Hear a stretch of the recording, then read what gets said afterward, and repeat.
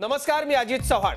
रोकठोक मध्ये आपलं स्वागत. आज आपण चर्चा करणार आहोत महाराष्ट्राच्या हक्काच्या पाण्याविषयी. ऐन हिवाळ्यात महाराष्ट्राला दुष्काळ जाणवायला लागलाय. मराठवाडा तर पाण्याच्या एकेका थेंबाकरता सुसलाय.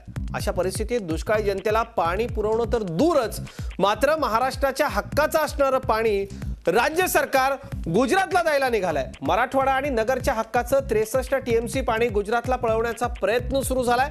महाराष्ट्रातल्या जलतज्ञांनी याला विरोध केलाय. आपल्या हक्काचं पाणी गुजरातला का वळवलं जातंय, या सगळ्याच्या पाठीमागं नेमका कुणाचा हात आहे? पाण्यावर हक्क सांगण्यात महाराष्ट्राचं सरकार कमी पडतंय का? यापूर्वीच्या सरकारनं आपल्या हक्काच्या पाण्याकरता काहीही न केल्यानं महाराष्ट्रावर ही वेळ आली आहे का? राज्यातलं पाणी राज्यातच रोखण्याकरता नवीन सरकार काय करणार आणि महाराष्ट्राचं हे पाणी दुष्काळी जनतेपर्यंत कसं पोहोचेल, यासारख्या महत्त्वाच्या प्रश्नांचा वेध आपण घेऊयात महाराष्ट्राच्या पाण्यावरती गुजरातचा डल्ला या खास कार्यक्रमात.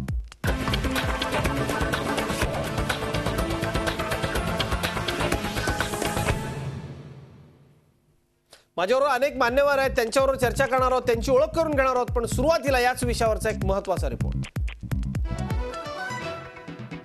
राज्यातील भाजपचं सरकार महाराष्ट्राच्या हितासाठी काम करतंय की गुजरातच्या, तेच कळेनासं झालंय. कारण दमणगंगा पिंजाळ लिंक आणि नारपार तापी नर्मदा लिंक या प्रकल्पांसाठी 2 दशकांपूर्वी सामंजस्य करार झाले होते. त्यानुसार महाराष्ट्रातील पाणलोटाचं पाणी महाराष्ट्रानं तर गुजरातच्या पाणलोटातलं पाणी गुजरातनं वापरावं असं ठरलं होतं. गुजरातनं 18 टीएमसीचं मधुबन धरण बांधून त्यांच्या वाट्याचं पाणी अडवलं. सामंजस्य करारानुसार दमणगंगेचं पाणी गोदावरी खोऱ्यात आणि नारपारचं पाणी गिरणा खोऱ्यात वळवण्याचे प्रकल्प तयार करून त्याचा अंतर्भाव वरील दोन्ही लिंक योजनेत करायचं ठरलं होतं. त्यामुळे दुष्काळग्रस्त मराठवाडा आणि नाशिकसह नगरची पाण्याची तहान भागणार होती. मात्र 4 वर्षात जलसंपदा विभागानं किंवा नॅशनल वॉटर डेव्हलपमेंट ऑथॉरिटीनं तसा प्रस्तावच तयार केला नाही.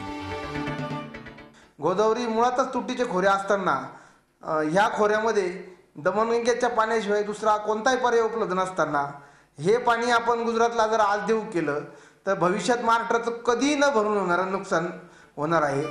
आता मराठवाडा, नाशिक आणि नगरला मिळू शकणारं 63 टीएमसी पाणी साबरमती नदीत नेण्याचं गुजरातचं छुपं नियोजन आहे.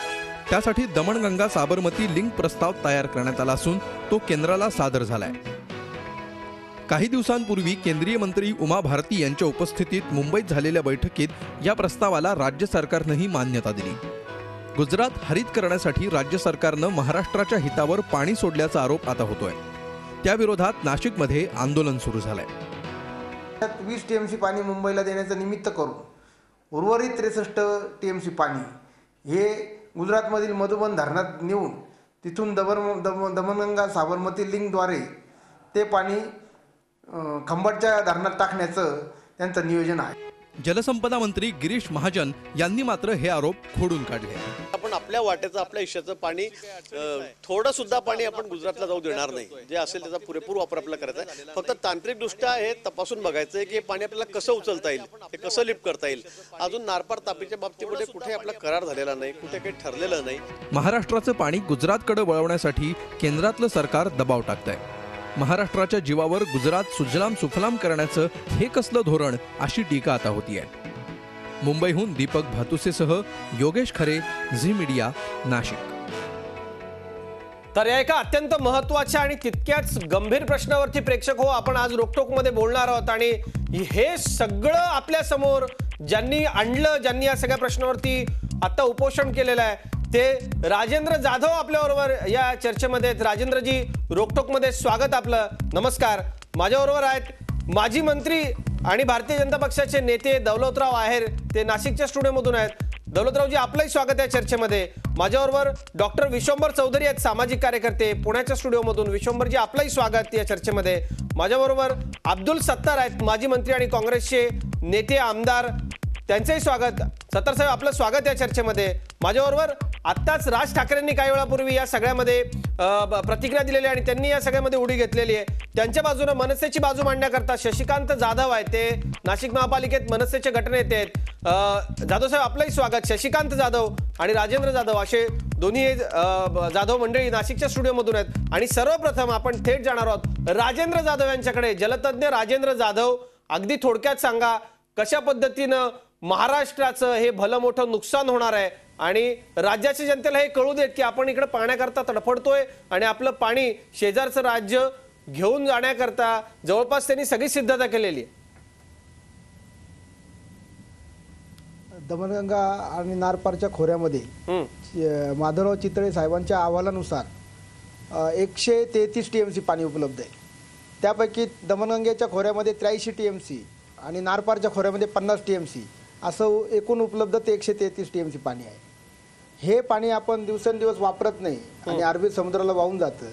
या नावाखाली गुजरातने पार तापी नर्मदा आणि दमणगंगा पिंजाळ या दोन लिंक ज्या आहेत हे सेंट्रल गव्हर्नमेंटची जी NWD आहे त्यांनी तो प्रस्ताव तयार केला आणि महाराष्ट्र गव्हर्नमेंटची जी कन्सेंट आहे 3 मे 2010ला या दोन्ही प्रकल्पांचा MOU झाला. या प्रकल्पांच्या अनुषंगाने जे ते 83 TMC पाणी आहे त्याच्यापैकी 20 TMC पाणी हे मुंबईला वळवण्याचं निमित्त करायचं आणि उर्वरित जे पाणी आहे भुगड आणि खारगी धरणावरून वाहून जाणारं हे संपूर्ण पाणी मधुबन धरणात न्यायचं आणि तिथून उत्तरेकडे 400 किलोमीटरचा कॅनल काढून ते संपूर्ण पाणी खंबाटच्या धरणात दमणगंगा साबरमती लिंकद्वारे न्यायचं असं संपूर्ण नियोजन हे. राजेंद्रजी तुम्ही जे काही म्हणाला किंवा तुम्ही जे काही सांगितलं ते अगदी नकाशांसकट आम्ही सगळ्या महाराष्ट्राला अगदी आज सकाळपासून दाखवतोय नाशिकहून हा सगळा रिपोर्ट आल्यापासून. मला सांगा आता या सगळ्या पाण्याचं काय होतं हे कळू देत जनतेला. आता हे पाणी कुठे जातं? आता हे संपूर्ण पाणी मधुबन धरणामध्ये 18 TMCचं कॅपॅसिटी आहे. ते पाणी त्याच्या व्यतिरिक्त कोणतंही पाणी वापरलं जात नाही आणि वर्षानुवर्षे हे संपूर्ण पाणी अरबी समुद्राला वाहून जात आहे. बरं राजेंद्रजी आता आणखी एक आपल्याला विचारतो. आपल्या वाट्याचं जे पाणी आहे ते वाहून समुद्राला जातं किंवा थोडंफार आपण वापरतो. गुजरातच्या वाट्याचं पाणी जे आहे त्याचं काय केलं आणि महाराष्ट्रानं महाराष्ट्राच्या वाट्याच्या पाण्याचं काय केलं हे सांगा प्रेक्षकांना. गुजरातने त्यांच्या वाट्याचं जे काही 18 TMC पाणी आहे त्याच्या वाट्याचं मधुबन धरण बांधलं आणि मधुबन धरण बांधतानाच 2 सेक्रेटरी जे होते महाराष्ट्राचे आणि गुजरातचे हे बसले होते 1997 साली दिल्लीत आणि त्यांचा करार झाला की बाबा गुजरातच्या कॅचमेंटचं पाणी गुजरातने वापरावं आणि महाराष्ट्राच्या कॅचमेंटचं पाणी महाराष्ट्राने वापरावं. त्या अनुषंगाने मधुबन धरणाला आपण संमती दिली. मधुबन धरण 18 TMCचं त्यांच्या पाण्याचा पुरेपूर उपयोग ते घेत आहेत. आपल्या वाट्याचं पाणी वर्षानुवर्ष अरबी समुद्राला वाहून जात आहे आणि या बाबतीत जलसंपदाचे अधिकारी काहीच करायला तयार नाही. आपण दौलतराव आहेर यांच्याकडे जाऊयात. आहेर साहेब आपण युती सरकारच्या काळामध्ये मंत्री होतात आणि आपण मंत्री असताना आपण उत्तर महाराष्ट्राचे एक प्रमुख नेते असताना या सगळ्याच्या संदर्भामध्ये अनेक महत्त्वाचे निर्णय झालेले आहेत.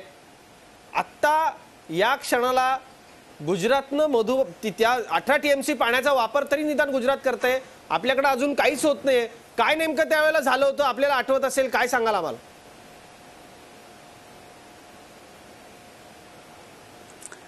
ज्यावेळी तापी खोऱ्याची निर्मिती झाली त्यावेळेस एकनाथराव खडसे हे पाटबंधारे मिनिस्टर होते आणि टिप्पणी ज्यावेळेस सादर झाली कॅबिनेटला त्यावेळेस तापी नदीवर जे बॅरेजेस बांधले आहेत त्या बॅरेजेचं काम पहिल्या टप्प्यामध्ये पूर्ण करायचं.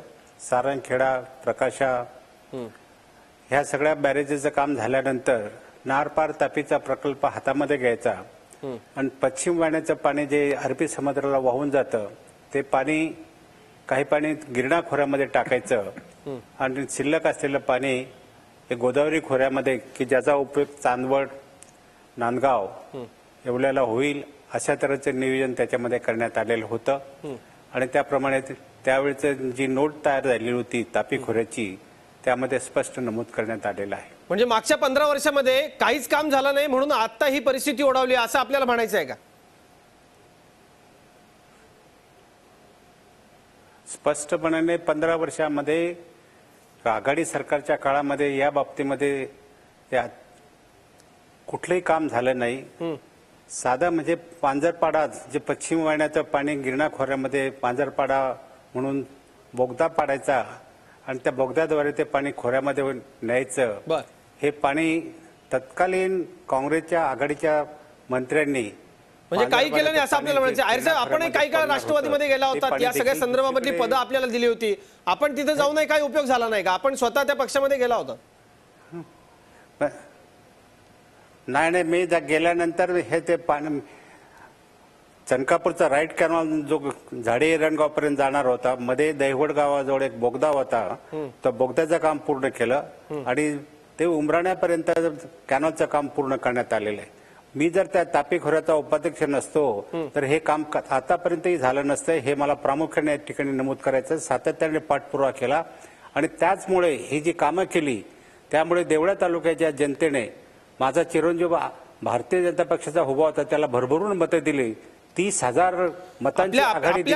हे केवळ त्या काळामध्ये मी जी कामं केली परिसरामधल्या स्थानिक कामांचं ठीक आहे, पण आर्य साहेब एक सगळ्या यामध्ये खूप महत्वाची गोष्ट आहे की आता आपण भारतीय जनता पक्षामध्ये आहात. अगदी सुरुवातीपासून दीर्घकाळ आपण भारतीय जनता पक्षामध्ये आहात. मध्यंतरीच्या काळात राष्ट्रवादीत गेला होता. पुढची भूमिका आपली काय असेल त्याबद्दल बोलणार आहोत. पण मी आता माजी मंत्री आणि काँग्रेसचे नेते अब्दुल सत्तार यांच्याकडे जाणार आहेत.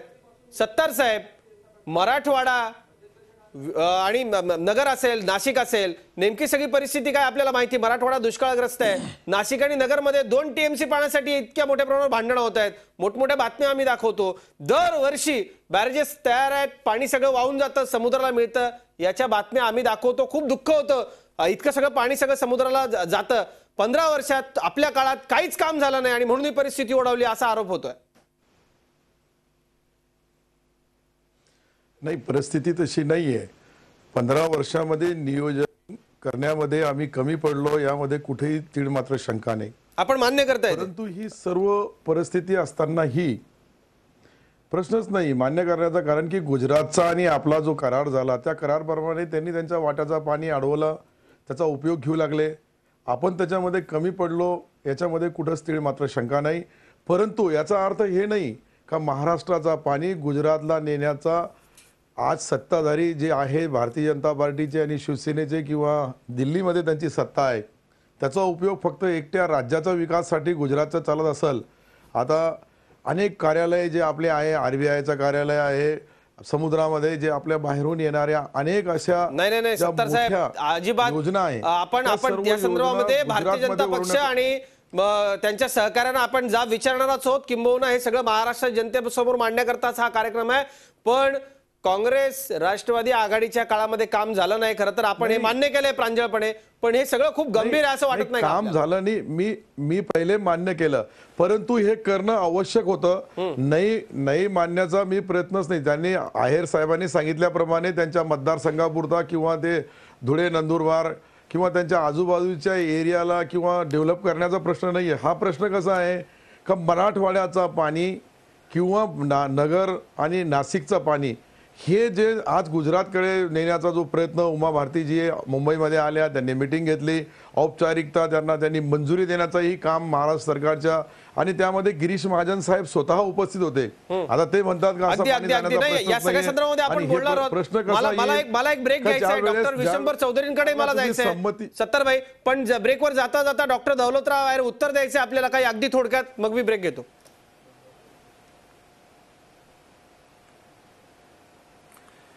या बाबतीमध्ये मला एक प्रामुख्याने नमूद करायचंय. आपण मगाशी सांगितलं तुम्ही राष्ट्रवादीमध्ये होता. त्या राष्ट्रवादीमध्ये असताना मी आदरणीय शरद पवार साहेबांना दिल्लीमध्ये भेटलो होतो आणि त्यांना सांगितलं नारपारचा विषय हा अत्यंत संवेदनशील विषय आहे. आपण त्याच्याकडे गांभीर्याने बघा, त्याचं सर्वेक्षण करा आणि त्याच्यासाठी काही अमाऊंट धरा. त्यांनी त्या गांभीर्याने त्या काळामध्ये घेतले नाही आणि त्याच्यानंतर महाराष्ट्रामध्ये ज्यावेळी परिवर्तन झालं, ते परिवर्तन झाल्यानंतर आदरणीय माझे मित्र मंत्री महाजन साहेब यांना सांगितलं आणि माझे चिरंजीव आणि त्यांच्या आमदारांनी, सगळ्या आमदारांनी त्या ठिकाणी मीटिंग घेतली आणि ती मीटिंग लावल्यानंतर पहिल्याच मीटिंगमध्ये 3.5 कोटी रुपये त्यांनी सर्वेक्षणासाठी दिलं आणि सर्वेक्षणाची निविदा देखील काढलेली आहे आणि हे सर्वेक्षण ह्या मार्च अखेरपर्यंत ते पूर्ण करण्याचे आदेश पण दिलेले आहेत.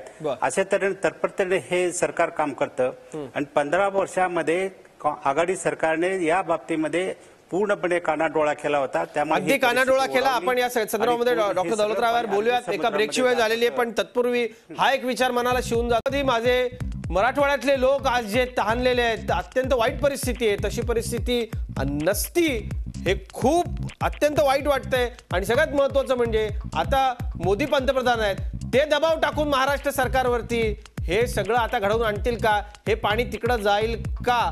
ते जाऊ नये यासाठी नेमकं काय करायला लागेल आणि इतरही महत्त्वाच्या मुद्द्यांवर चर्चा करूयात एका ब्रेक नंतर.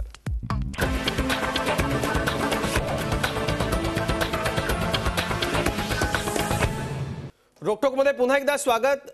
महाराष्ट्राच्या पाण्यावरती गुजरातचा डल्ला आपण चर्चा करतोय. डॉक्टर विश्वंभर चौधरी आहेत माझ्याबरोबर. डॉक्टर विश्वंभर चौधरी, या सगळ्याला दोषी कोण आहे, किंबहुना दोषी कोण कोण आहे? इतक्या वर्षामध्ये इथं धरण झालं नाही, इतक्या वर्षात लवासात 2-2 धरणं झाली, पण इथं एक धरण बांधून होत नाही, जे कोट्यवधी जनतेच्या इतक्या मोठ्या कामाचं आहे. नाही, पहिल्या सरकारचं जे प्रयोजन होतं, आता जे आघाडीचं सरकार होतं त्याचं प्रयोजनच मुळात लवासासारख्यांनाच पाणी देणं होतं. त्यांना काही जनतेशी त्यांना काही घेणं देणं नव्हतं, तो त्यांचा कन्सर्नच नव्हता. आणि म्हणून आता आपण 83 TMC वगैरेचं बोलतोय, पण 21 TMC पाणी मराठवाड्याच्या हक्काचं कृष्णा खोऱ्यातलं उजनीच्या धरणातलं रादर ते पाणी सुद्धा यांना घेता आलं नाही 15 वर्षात. यांनी फक्त भले मोठे कॅनॉल्स बांधले, कॉन्ट्रॅक्टर्सना सगळी बिलं दिली, पण पाण्याचं कुठेच पत्ता नव्हता. तेव्हा पहिलं सरकार हे दळभद्री सरकार होतं, त्याच्याबद्दल जितकं न बोलावं तितकं बरं, हे पहिलं. पण त्याच वेळेला त्याच सरकारमध्ये विरोधी पक्ष भारतीय जनता पक्ष आणि शिवसेना होता, त्यांनी काय दिवे लावले हाही प्रश्न आहे. का विरोधी पक्ष म्हणून तुम्ही शून्य कामगिरी आहे तुमची, तुम्ही सरकारकडून हे करून घेऊ शकलात नाही, हाही प्रश्न आहे. आता प्रश्न असा आहे की दमणगंगा खोऱ्यामध्ये जी लूटमार आता होणार आहे, तर मला धक्का बसला अजित पहिल्यांदा, की मला असं वाटलं की गुजरात ज्या दावे करतोय व्हायब्रंट गुजरात, अमुक गुजरात, उद्योगांना अमुक आमचं किती पुढे गुजरात, मला म्हणजे विश्वासच बसेना की गुजरातमध्ये एवढी मोठी तूट पाण्याची एकाच खोऱ्यात आहे. त्यांची म्हणजे 83 TMC ते मागतायत, ही फार मोठी तूट आहे. ती जर तूट असेल तर मग यांनी केलं काय 15 वर्षांमध्ये, दावे काय केले? म्हणजे मला हे म्हणायचं आहे की तुम्ही गुजरातच्या मोठमोठ्या प्रगतीचे दावे केले, आत्ता तुम्ही कोणत्या महाराष्ट्राचं पाणी नेताय, तर त्या महाराष्ट्राचं जिथे कुठे नेऊन ठेवलाय महाराष्ट्र माझा असा जो महाराष्ट्र, तिथलं पाणी घ्यायला लागतं, तर 15 वर्ष मोदींनी काय केलं हाही प्रश्न उठतो ना. बेसिक जर पाणीच नसेल राज्यात, कशाच्या जीवावर मग एवढे उद्योगधंदे बोलत आहेत, व्हायब्रंट गुजरातच्या परिषदा घेत आहेत? तर हे सगळं मोदींचे दावे लवकरच सगळे सपशेल समोर येणार आहेत, जनतेच्या देशातले पण येणार आहेत. हे सगळं सफेद झूट आहे. हे फक्त वरवरचं चकमकीत एक प्रकारचा विकास दाखवत आहेत हे, आणि हे वरवर दाखवत आहेत, ते आत काही नाही आहे, आत खोकला, यांच्याकडे पाणीसुद्धा नाही, हे वास्तव आहे. आणि मग 15 वर्षात गुजरातमध्ये पाणीसुद्धा पुरेसे नसेल तर खरोखर गुजरातच्या कार्यक्षमतेवर प्रश्नचिन्ह उमटतं. आता मुद्दा असा आहे की मराठवाड्याचं पाणी 21 TMC हक्काचं तेही अजून आलेलं नाही, त्याबद्दल काहीही पुढे गेलेलं नाही. राजकीय पक्ष कोणताही सिरियस नाही त्याबाबत, कोणी गांभीर्यानं ते घ्यायला तयार नाही की 21 TMC पाणी मराठवाड्याला कधी मिळणार. त्याचंच आता दुष्काळाने मराठवाड्याला घेरलेलं आहे. गोदावरीचं तूट ही फार मोठी तूट गोदावरीत सुद्धा खोऱ्यात आहे. अशा प्रसंगी जर हे पाणी वळवलं असतं तर खरोखर मराठवाड्याला मोठा आधार मिळाला असता. 83 TMC हे काही साधं नाही आहे, म्हणजे साधारण इसापूरची 2.5 धरणं त्यात बसतील एवढं ते पाणी आहे. मला असं वाटतं की गांभीर्य नाही, यांना जनतेशी घेणं देणं नाही, आणि हे फक्त खांदे पालट होत आहेत, एकाकडून दुसरीकडे जात आहे. आता गिरीश महाजन म्हणाले हे खोटं आहे. आता खोटं आहे तर मग हे करार कसे झाले, कशासाठी मग मंत्री तिथे गेले, हे नेमकं गौडबंगाल काय? म्हणजे की उमा भारती मीटिंग घेतात त्यात तुम्ही कबूल करता. नरेंद्र मोदींना एवढं घाबरायचं काही कारण नाही. फार तर फार म्हणते की महाराष्ट्रातली सत्ता तुमच्यामुळे आहे, नरेंद्र मोदींची, त्यांच्यामुळे तुमची नाही आहे. मुद्दा असा आहे की पंतप्रधान असतील गुजरातचे, पंतप्रधान कालच त्यांना सरसंघचालकांनी पण काहीतरी अप्रत्यक्षरित्या सुनावलं की गुजरातमध्ये फार लक्ष तुम्ही घालू नका, ते सगळे तिकडे वळवायला बघतील. प्रश्न महाराष्ट्राचे लोक काय करणार आहेत हा आहे प्रश्न. देवेंद्र फडणवीसांना विचारले जाणार आहेत प्रश्न, गिरीश महाजनांना विचारले जाणार आहेत प्रश्न, शिवसेनेच्या मंत्र्यांना विचारले जाणार आहेत. आता मागचं सोडून द्या, काँग्रेस आणि राष्ट्रवादीने काय केलं सगळ्या जगासमोर येते. आता हे पुढे काय करणार हा खरा प्रश्न आहे. आणि मला वाटतं की त्या गांभीर्याने सत्ताधारी पक्षांनी घ्यायला पाहिजे, अन्यथा असंतोषाचा भडका महाराष्ट्रात उडू शकतो. स्थानिक लोक तर आंदोलन करतीलच, त्यांना आम्ही पण इथून पाठिंबा देऊ. सगळ्या पाण्यामध्ये काम करणारे सगळ्या प्रकारचे लोक या प्रश्नावर एकत्र येतील. एकही TMC पाणी गुजरातला आम्ही जाऊ देणार नाही. फक्त ते इज्जत ठेवून सरकारने जाऊ द्यायचं नाही का इज्जत गमावून बसून जाऊ द्यायचं, एवढाच फक्त प्रश्न आहे. हा खूप मोठा आणि महत्वाचा इशारा. आणि या सगळ्यामध्ये विश्वंभर सर, आम्ही सगळे आपल्या पाठीशी अगदी ठामपणे उभे राहू. महाराष्ट्राला आंदोलनं नवीन नाही आहेत, किंबहुना कुणाशी झगडून हे सगळं आम्हाला मिळवावं लागलंय हे आमच्या पिढीपर्यंत आम्हाला सगळ्यांना माहिती आहे. आणि लढाऊ बाण्याची शिकवण आम्हाला द्यायची गरज नाहीये, आम्ही लढू त्यासाठी. पण इज्जत गमावून जाऊ द्यायचं नाही की इज्जत गमावून जाऊ द्यायचं हे सरकारने ठरवायचं आहे. अत्यंत चांगलं विश्लेषण विश्वंभर चौधरी आपण केलेलं आहे. डॉक्टर दौलतराव आहेर, विश्वंभर चौधरींच्या या सगळ्याला आपल्याकडे काय उत्तर आहे? आपण जुने जाणते भाजपचे नेते आहात, मध्ये राष्ट्रवादीत असलात तरी आपण भारतीय जनता पक्षाचे आहात. आता उत्तरं तुम्हाला द्यायची आहेत. अब्दुल सत्तारांनी मान्य करून टाकलं की होय आमचं चुकलं, आमचं दुर्लक्ष झालं, पण हे सगळं फार गंभीर आहे. काय उत्तर द्याल आता तुम्ही जनतेला?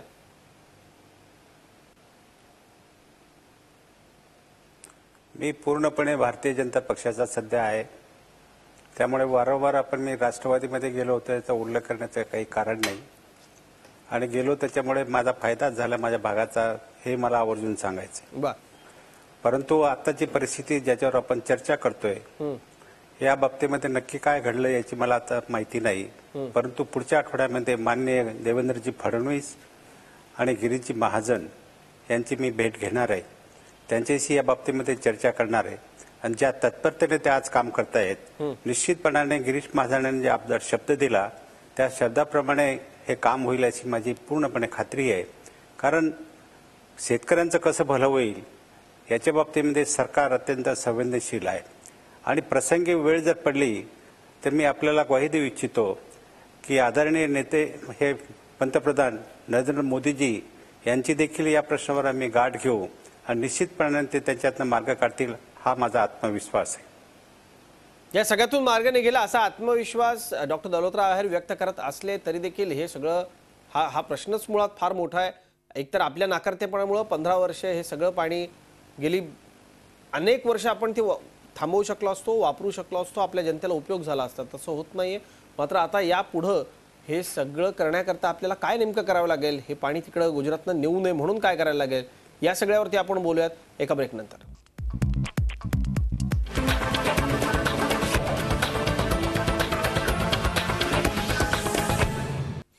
रोकटोकमध्ये पुन्हा एकदा स्वागत. महाराष्ट्राच्या पाण्यावरती गुजरातचा डल्ला आपण चर्चा करतोय. माझ्याबरोबर आता महाराष्ट्र नवनिर्माण सेनेचे नाशिकचे गटनेते शशिकांत जाधव आहे. जाधव साहेब, हे सगळं पाणी इतकी वर्ष वाहून जाते, मात्र हे पाणी महाराष्ट्राला मिळालं पाहिजे याची जाणीव मनसेला नक्की कधी झाली? आपल्या पक्षाचा एक दौरा होता गुजरातच्या सगळ्या पाहण्याचा, त्याचं खूप कौतुकही झालं आणि आपण येऊन गुजरातचं फार कौतुक केलं. त्यावेळेला आपल्याला हे बांधलेलं धरण आणि समोरून अगदी दिसतं की आपल्याकडे नाही, आपलं पाणी वाहून जातं, हे दिसलं नाही का? सारंगखेडा बॅरेज बद्दल तर दरवर्षी गेली 10 वर्ष मी पत्रकारितेत आहे, दरवर्षी आम्ही बोंब करतो, कोणीच लक्ष देत नाही. मनसेला नक्की हे पाणी वाहून जाते याची जाणीव कधी झाली? नमस्कार सर. गेल्या 1-1.5 महिन्यापासून माननीय राजसाहेब ठाकरे नाशिकच्या दौऱ्यावरती आले होते. त्यावेळेला राजसाहेबांना ही सगळी स्टोरी मी आणि आमचे बंधू राजेंद्र जाधव यांनी साहेबांना सगळं ड्रॉइंग आणि हे जे काही प्रकल्प चालू होते नारपारचे आणि याचे, तर ते सर्व दाखवल्यानंतर राजसाहेबांनी ताबडतोब अनिल शिदोरे सरांना पुण्यावरून बोलून घेतलं आणि हे काही जे काही पूर्ण खोरं आहे दमणगंगेचं हे सगळं आम्ही बघून आलो. ते बघून आल्यानंतर ह्याची सगळी सुरुवात आणि साहेबांनी याच्यात भरपूर इंटरेस्ट घेऊन हे काम पुढे मार्गी लावायचं आणि साहेबांनी मुख्यमंत्री साहेबांनी पंतप्रधान साहेबांशी बोलून याच्यावरती ते चर्चा करणार होते. पण मधल्या काळामध्ये उमा भारती मॅडम या ठिकाणी आल्यात. त्या मंत्री मॅडम आल्यानंतर त्या दिल्लीवरनं सेक्रेटरी घेऊन आल्यात आणि सेक्रेटरी साहेब आणि महाराष्ट्राचे सचिव गुजरातचे सचिव यांनी मागील 7 तारखेला ज्या हालचाली केल्या आणि त्यामधनं काही मीडियामधनं ज्या बातम्या समोर आल्या की ताबडतोब तातडीने हा प्रोजेक्ट उभा करतायत आणि याची मान्यता पण मिळालीत. आणि मग आम्ही अचानक सावध झालो आणि परवा ताबडतोब साहेबांकडे मी फोन केला आणि साहेबांनी सांगितलं की त्या पद्धतीने तुम्ही आंदोलनाची तयारी करा. आणि या 2-3 दिवसामध्ये आम्ही संपूर्ण नाशिककरांना मीडियाच्या माध्यमातून जागं केलं आणि आज आम्ही लाक्षणीय उपोषण या ठिकाणी केलं. यामध्ये खऱ्या अर्थाने संपूर्ण महाराष्ट्राचा गेल्या 15-20 वर्षापासून कसं आपल्याला सचे होलपट होतंय हे बघताना खूप वाईट वाटतं. बरोबर. आपल्या या सगळ्या प्रयत्नांसाठी आपले खूप आभार शशिकांत जाधव. आणि हा सगळा महत्वाचा मुद्दा महाराष्ट्राच्या जनतेसमोर जातोय. गेली 15 वर्ष अनमोल सगळं आपलं पाणी वाहून जात आहे. राजेंद्र जाधव जलतज्ञ, मी आपल्याकडे येतो. राजेंद्र जाधव, या सगळ्यामध्ये जो गिरीश महाजनांनी आज दावा केलेला आहे की असं होणार नाही, आपलं एक थेंबही पाणी आपण जाऊ देणार नाही, कितपत खरा आहे हा दावा? काय करू शकतात गिरीश महाजन? आता कितपत आपल्या सरकारची इच्छाशक्ती दिसते? जलतज्ञ म्हणून आपला अभ्यास काय? दमणगंगा पिंजाळ लिंक प्रकल्पाला मंजुरी दिली आणि त्याच्यातून 50 वर्षाची मुंबईची पाण्याची गरज भागणार आहे अशा पद्धतीचं स्टेटमेंट त्यांनी नाशिकला आल्यानंतर केलं. दमणगंगा पिंजाळ प्रकल्पाला मंजुरी दिली म्हणजे काय केलं नेमकं? टोटल दमणगंगा खोऱ्यात 83 TMC पाणी आहे, त्याच्यातलं 20 TMC जरी मुंबईला आपण दिलं तरी 63 टीएमसी पाणी कोण वापरणार आहे याचं उत्तर अनुत्तरित आहे. अगदी बरोबर आहे, अगदी बरोबर आहे. हे पाणी नेमकं कोण वापरणार, त्याचं काय होणार, हे याचं उत्तर ते देत नाहीत. डॉक्टर विश्वंभर चौधरी, मी आपल्याकडे येतो. आपण ही प्रतिक्रिया ऐकली असेल गिरीश महाजनांची. गिरीश महाजनांच्या हातात खरं म्हणजे मला थेट विचारायचं आपल्याला, काय आहे का हो गिरीश महाजनांच्या हातात? वरती मोदी आहेत, अमित शहा आहेत, भारतीय जनता, म्हणजे दोन्ही राज्यांमध्ये भाजप, केंद्रात भाजप. खरं तर फायदा व्हायला हवा होता महाराष्ट्राचा. हातात आहे का गिरीश महाजनांच्या? ते थांबवू शकतील का? मला नाही वाटत ते थांबू शकतील. त्याचं कारण तुम्ही बघा, ज्या प्रश्नांवरती ते निवडून आले त्या प्रश्नांवर आज काय त्यांचं गांभीर्य आहे. म्हणजे आता लवासासारखा विषय आहे की आता ते सगळंच माहिती आहे त्यांना, भाजपाला सगळं माहिती आहे काय लवासा प्रकरण होतं ते. देवेंद्रजींनी स्वतः त्याच्याबद्दल नागपूरला आवाज उठवला होता, परंतु सरकार आल्यानंतर आजपर्यंत लवासाचा म्हणजे काहीच झालेलं नाही लवासावर कारवाई, जी की खरं पेंडिंग आहे स्पेशल प्लॅनिंग ऑथॉरिटीसह. तेव्हा हे काही असं नाहीच आहे. सत्तेची सूत्र मला असं वाटतं नरेंद्र मोदी आणि अमित शहा या दोघांच्या हातात आहेत. ते ठरवतील ती पूर्व दिशा होईल.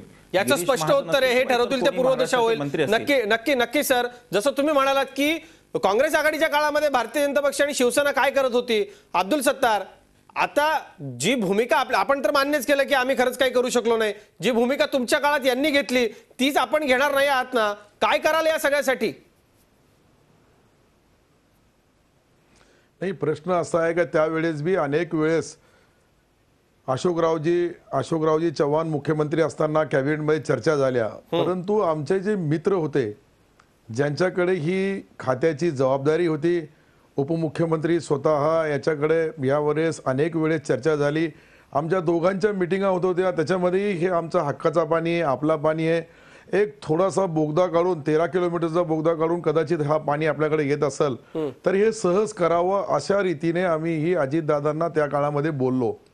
परंतु अजितदादांनी याच्याकडे दुर्लक्ष केलं आणि आमच्या दोघांचा युतीचा सरकार होता आणि हा खाता योगायोगाने त्यांच्याकडे गेल्यानंतर मुख्यमंत्र्यांनीही प्रयत्न केलाय, परंतु याच्यामध्ये आम्ही यशस्वी झालो नाही, ही मी पहिलेच मान्य केलं. परंतु आता हा पाणी, याचा अर्थ हे नाही की आम्ही प्रयत्न केले नाही म्हणून तो पाणी तिकडे गुजरातकडे न्यावं. गुजरातकडे नेताना ही मुंबईला एक मध्यंतरी ठेवावं आणि तो मार्ग वळून तिकडचा 63% आपला टीएमसी पाणी घेऊन जावं. अशा पद्धतीने हे जे चालू आहे याच्यामध्ये हे पाणी तिकडे जाऊ नये यासाठी सर्वपक्षीय प्रयत्न राहील. हे काही एकटा काँग्रेस किंवा सर्वपक्षीय प्रयत्न राहील असं आपण म्हणतो. डॉक्टर विश्वंभर चौधरींना याच्यावरती बोलायचं आहे. गुजरातचे अमित शहानी सांगितल्यानंतर मला वाटत नाही का गिरीश महाजन त्याला विरोध करू शकतात. पंतप्रधानांनी सांगितल्यानंतर ते त्याला विरोध सर्वसामान्यांना मला तसंच वाटतंय. मी दुष्काळग्रस्त भागाचं प्रतिनिधित्व करतो, मी देखील एका शेतकऱ्याचा मुलगा आहे. या सगळ्यामध्ये महाराष्ट्राच्या जनतेच्या मनामध्ये ही भावना येणं स्वाभाविक आहे. भारतीय जनता पक्षाला म्हणजे डॉक्टर दौलतराव आहेरांना या सगळ्यावरती बोलायचं आहे. पण जलतज्ञ राजेंद्र जाधव, मी ब्रेक नंतर आपल्याकडे येणार आहे. खूप महत्वाचा मुद्दा की नेमका तुमचा अभ्यास काय सांगतो, काय नेमकं आपल्याला आता अगदी पटकन 15 वर्षात झालं नाही किंवा महाराष्ट्राच्या स्थापनेपासून झालं नाही, ते एका रात्रीत होईल अशी अपेक्षा नाही, पण आपल्याला हळूहळू का होईना काय प्रयत्नांना सुरुवात करावी लागेल. आपण बोलूयात, एका ब्रेकची वेळ झाली, लगेचच परत.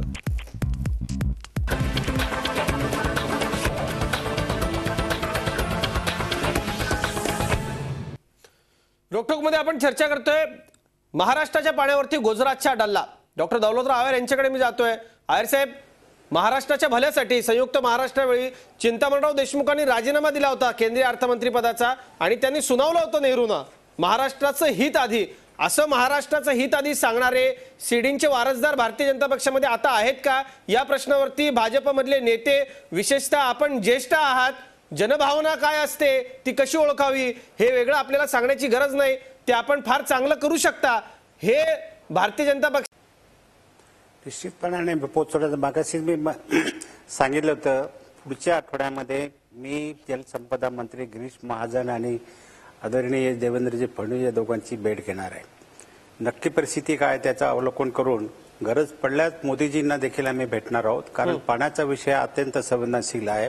पाण्यावर भविष्य काळामध्ये भांडणं होणार आहेत, खून पडतील अशा प्रकारची परिस्थिती आहे आणि हा विषय जर त्रुटी या खोऱ्याला पाणी देण्याचा प्रश्न आहे. आणि म्हणून मराठवाडा असेल की खानदेश असेल, नाशिक असेल, धुळे, जळगाव असेल, नगर असेल, ह्या सगळ्यांना पाण्याचा मोठ्या प्रमाणामध्ये पाण्याची गरज आहे आणि याच्यातनं मार्ग काढण्याचं काम राज्य सरकार आणि केंद्र शासन निश्चितपणाने करेन. परंतु अब्दुल सत्तारांमध्ये जे सांगितलं त्याच्या बाबतीमध्ये मला खुलासा करायचा आहे की केंद्रामध्ये युपीचं सरकार होतं आणि त्या सरकारमध्ये ते 3-5-10 जो करार झालाय त्यावेळेस अशोक चव्हाण हे मुख्यमंत्री होते आणि नरेंद्र मोदी हे गुजरातचे मुख्यमंत्री होते. यांची संयुक्त बैठक दिल्लीमध्ये झाली आणि जो करार झालेला आहे सामंजस्य करार त्याच्यामध्ये यांनी पूर्णपणाने अशोक चव्हाणांनी त्यांना स्वातंत्र्य दिलेलं आहे. लकीली त्याच्यामध्ये कॉलम नंबर 5 मध्ये महाराष्ट्राचं जे पाणी आहे हे वळवण्याच्या बाबतीत महाराष्ट्राने तो डीपीआर तयार करावा आणि त्या डीपीआरवर चर्चा करून भविष्य काळामध्ये त्याच्यावर निर्णय घ्यावा एवढं तरी त्यांनी किमान त्या सामंजस्य करारामध्ये म्हणजे आंधळेपणानं या करारावरती चव्हाण सरकारनं सह्या केल्या असा आपला आरोप आहे. मला निश्चितपणाने खात्री आहे. सरळ सरळ त्यांनी केलेलं आहे. हे माझ्या हातामध्ये पत्र आहे, अगदी. कराराची प्रत आहे. अब्दुल सत्तार, आपण चव्हाण समर्थक म्हणून ओळखले जातात. आपल्याला सांगायचंय. आपण मगाशी राष्ट्रवादीवरती आरोप करत होतात, आता काय म्हणाले या प्रश्नावरती? नाही, प्रश्न असा आहे काय हे जे 3 मे 2010चा जो करार झालेला आहे त्या करारामध्ये असं ठरवण्यात आलं का गुजरात मधला जो पाणलोट क्षेत्राच्या माध्यमातून जो पाणी आहे ते गुजरातने वापरावा, महाराष्ट्रामधला जो पाणी आहे तो महाराष्ट्राने वापरावा, अशा पद्धतीचा करार झालेला आहे. असा करार झालेला नाही का हे संपूर्ण पाणी त्यांनी वापरावा. याच्यामध्ये जे आपण जे आता सांगितलं का 3 मे 2010 रोजी अब्दुल सत्तार, मी आपल्याला एक सेकंद थांबवतो. याच्यावरती जलतज्ञ राजेंद्र जाधव काहीतरी बोलतात. जाधव साहेब बोला. जो करार झाला त्याच्यामध्ये स्पष्टपणे नमूद केलेलं आहे की दमणगंगा खोऱ्यातील या 2 धरणांवरून वाहून जाणारं पाणी गुजरात वापरणार. म्हणजे भोगड आणि खारगिल धरणावरून वाहून जाणारं पाणी गुजरात वापरणार असं स्पष्ट नमूद केलेलं आहे. दुसरा जो करार आहे पार तापी नर्मदेच्या बाबतीतला तर तो 100% पाणी नारपार मधलं पाणी पार तापीमध्ये जाणार असं उल्लेख करारात आहे. आणि मग त्याच्यासाठी हे 2 डीपीआर तयार करायचे असा तो करारामध्ये स्पष्टपणे उल्लेख केला आहे. म्हणजे 20 टीएमसी मुंबईला पाणी जे मिळणार त्याच्या व्यतिरिक्त या 2 प्रोजेक्ट मधून महाराष्ट्राला कोणताही फायदा नाही. म्हणजे फक्त 20 टीएमसीचं हे गाजर दाखवलेलं आहे. डॉक्टर विश्वंभर चौधरी, काय करतात हे राज्यकर्ते? म्हणजे आम्ही इतक्या विश्वासानं सरकारला निवडून द्यायची, आपण खूप विश्वास ठेवतो, गाजर दाखवलंय मुंबईला पाण्याचं आणि इतकं मोठं आपलं सगळं पाणी पळवण्याचा प्रयत्न केलाय. आंधळेपणानं सरकार सह्या करतं का? काय म्हणाल आपण? नाही, आंधळेपणानं नाही करत. जनतेच्या बद्दल यांना अजिबात. आता मला अब्दुल सत्तार यांचं खरं म्हणजे हसायला येत होते की इकडे ते असं सांगत होते की अशोकराव चव्हाण, आणि मला त्यांनी सांगावं स्वर्गीय शंकरराव चव्हाणांचा अपवाद वगळता महाराष्ट्राचे 3 मुख्यमंत्री नंतर मराठवाड्यातून झाले. मग अशोकराव असतील, विलासराव असतील आणि शिवाजीराव पाटील निलंगेकर. मला त्यांनी सांगावं मराठवाड्याची किती टीएमसीची क्षमता वाढली किंवा किती टीएमसी महाराष्ट्र. त्याचं उत्तर 0 असं आहे. उलट जायकवाडीमध्येच गाळ येऊन फसलाय. तो काढायला तो आम्ही काढत नाही. किंवा पश्चिम ऍब्सोल्युटली विष्णुपुरी आणि जायकवाडी हे 2 शंकरराव चव्हाणांच्या काळात झाले. त्यानंतर मराठवाड्याची सिंचन क्षमता जवळपास काहीच वाढली नाही असं म्हणलं तरी चालेल. मुद्दा असा आहे की आता पश्चिम महाराष्ट्र मराठवाडा असं भांडण, मग मराठवाड्याला पाणी न देणं आता गुजरातचं, ते याच्यामध्ये मराठवाड्याच्या नेत्यांची जास्त चूक आहे. पश्चिम महाराष्ट्राचे नेते ते आपापल्या भागासाठी करतीलच, त्यांना तो अधिकार आहे, त्यांनी ते केलं, त्यांनी ते पळवलं का समन्यायी वगैरे हे आपण ठीक आहे मुद्दे. पण मराठवाड्याचं नेतृत्व अत्यंत कुचकामी आहे आणि ते शिवाय राजकारणाच्या पैसे ओढण्याच्या काही करत नाही. आता सत्तार साहेब सांगतायत, अहो सत्तार साहेब 15 वर्ष अजितदादा, तुम्ही आज का बोलताय की अजितदादांनी दुर्लक्ष केलं? तुम्ही काय झोपला होता का 15 वर्ष? आणि तुम्ही का नाही अजितदादांना, तुम्ही का नाही जनतेला सांगितलं येऊन समोर की अजितदादा दुर्लक्ष करतायत मराठवाड्याकडे म्हणून? तेव्हा या सत्तेच्या सोयीने बोलायच्या गोष्टी आहेत. आता सत्ता नाही, राष्ट्रवादी विरोधात आता फरक पडत नाही म्हणून. अदरवाईज हे चांगलं सगळ्यांचं मिळून मिसळून चाललं होतं, प्रत्येकाला त्याचा वाटा पोचलेला आहे. बोला सत्तार साहेब, बोला. आता पुढे काय उत्तर याला? म्हणजे आपण तुम्हाला परिस्थिती अशी आहे का याच्याबद्दल आम्ही आताच बोलू लागलो नाही. दिवाकर रावते साहेबांनी बी ज्या वेळेस मराठवाड्याची मीटिंग घेतली पाण्याच्या संदर्भात त्यावेळेस बी आम्ही याच्याबद्दल बोललो, औरंगाबाद मध्येही बोललो. हे काही आता आम्ही सध्या बोलू लागलो असं नाही. मराठवाड्याच्या बाबतीत ज्या वेळेस एकदा राज्यपालांचा विषय आला, राज्यपालांनी त्याची जी काही रूपरेषा ठरवून दिली, त्यावेळेस पश्चिम महाराष्ट्राचे आमदार एकत्रित झाले, त्यानंतर दिवाकर रावते साहेब शिवसेनेचे असताना आम्ही सर्व एकत्रित झालो. मला आठवतं त्यावेळेला आणि तुम्ही त्यावेळेस एक मी वेगळे आवाज आमदार उचलला. तुमच्या पक्षाच्याही विरोधात जाऊन तुम्ही आंदोलन केलं होतं. अगदी खरं आहे. आता आपला मी पुन्हा मूळ चर्चेकडे पक्षाचा येतो. नाही, मी आलो होतो पक्षाच्या विरुद्ध आलो होतो मी. अगदी अगदी मला आठवतंय सत्तरभाई, त्यासाठी आपलं अभिनंदन. पण आता पण या सगळ्या प्रश्नाकरता आपल्याला खूप प्रामाणिकपणे प्रयत्न करण्याची गरज आहे. जलतज्ञ राजेंद्र जाधव, मी आपल्याकडे येतो. आता काय प्रामाणिक प्रयत्न व्हायला हवेत? कार्यक्रमाच्या शेवटाकडे आपण येतोय. काय प्रामाणिक प्रयत्न व्हायला हवेत? प्रामाणिक प्रयत्न याच्यामध्ये असे व्हायला हवेत की याच्यामध्ये जे दमणगंगेमध्ये संपूर्ण जेवढं पाणी आहे हे संपूर्ण पाणी गोदावरी खोऱ्याचा जो नाशिक नगर मराठवाड्याचा जो दुष्काळी भाग आहे याच्यात नेण्याचं नियोजन अर्जंट करावं. त्याची लिंकचा प्रोजेक्ट तयार करावा आणि तो DPR जो आहे तो सेंट्रल गव्हर्नमेंटने मंजूर करावा. तसंच नारपार खोऱ्यासाठी नारपार खोऱ्यातलं पाणी गिरणामध्ये जाण्यासाठी म्हणजे 100% पाणी महाराष्ट्रातलं जेवढं 50 TMC पाणी आहे त्याच्यामधलं कमीत कमी 32 TMC पाणी आहे नारपारच्या खोऱ्यातून गिरणा खोऱ्यामध्ये टाकण्याची आवश्यकता आहे. अगदी. आणि तरच त्या भागातला दुष्काळ हा दूर होऊ शकणार आहे. डॉक्टर दौलतराव आहे, मी आपल्याकडे येतो. कार्यक्रमाच्या शेवटाला आपल्याकडे मी येतोय. या सगळ्या या तरुण जलतज्ञानं ज्या पद्धतीनं हा सगळा मुद्दा मांडलेला आहे, या सगळ्यांचा सल्ला सरकार घेईल का? आणि किती त्वरेनं, किती वेगात, किती झटपट, किती पटकन हे सगळं आपलं सरकार करेल?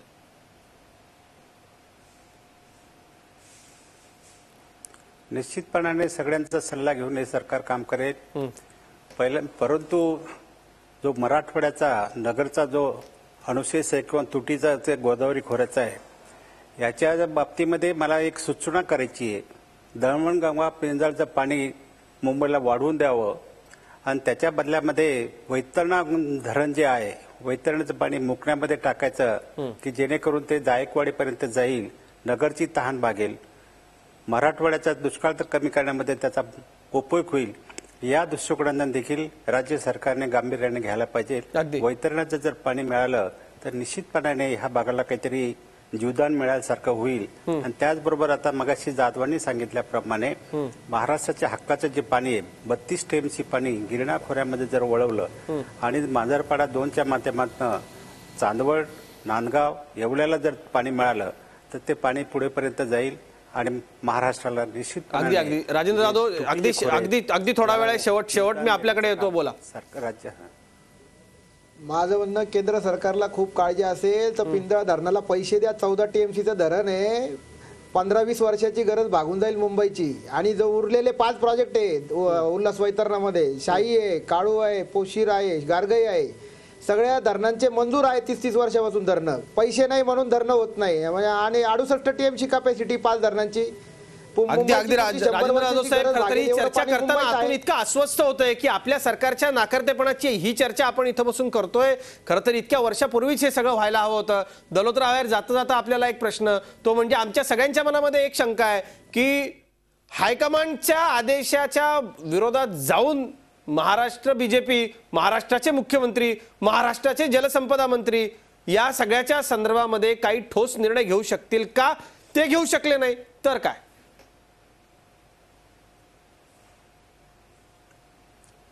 ते निश्चितपणे घेतील हे मगाशी मी सांगितलं आहे. परंतु पाण्याचा विषय हा संवेदनशील आहे आणि या बाबतीमध्ये अनेक वेळा लिटिगेशन झालेत. त्यामुळे प्रकल्प लांबणीवर पडतात. गुजरातचाही लांबणीवर पडेल, महाराष्ट्राचं पाणी मिळण्याचं लांबणीवर पडेल लिटिगेशन वगैरे जर झाले तर. आणि लोक माझ्या कानावर जे येते की या बाबतीमध्ये लोक तयारी करतायत, ती वेळ येता कामा नये म्हणून मी मुख्यमंत्र्यांशी, जलसंपदा मंत्र्यांशी आपण तसा विश्वास व्यक्त करताय. खरं तर कार्यक्रमाची वेळ संपली आहे. आजच्याच बातमीपत्रामध्ये आमची एक बातमी होती की 65 फूट खोल कमरेला दोरी बांधून छोट्या लहान मुलांना पाण्याकरता खाली उतरवलं जातं आणि त्यांच्याकडून पाणी काढून घेतलं जातं. ही पिण्याच्या पाण्याची परिस्थिती आहे. प्रेक्षक हो, सिंचनाची परिस्थिती नेमकी काय आहे हे वेगळं सांगायला नको. अत्यंत दुर्दैव आपलं आज आपल्याला अशा चर्चा इथं कराव्या लागतात. मागच्या सरकारचे नेते प्रांजळपणे ते मान्यही करतात की हो आमच्याकडून हे झालं, याला काय म्हणावं हेच कळत नाही. आता येणारं नवीन सरकार या सगळ्या बाबतीत सकारात्मक निर्णय घेईल अशी अपेक्षा करूयात. अन्यथा महाराष्ट्राला आंदोलन करायला वेगळं शिकवायला नको.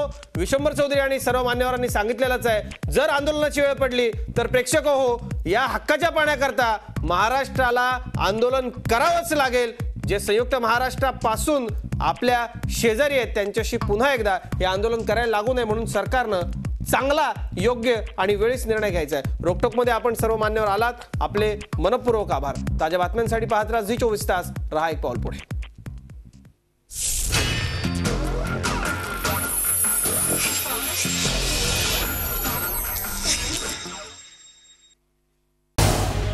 झी 24 तास रहा एक पाऊल पुढे.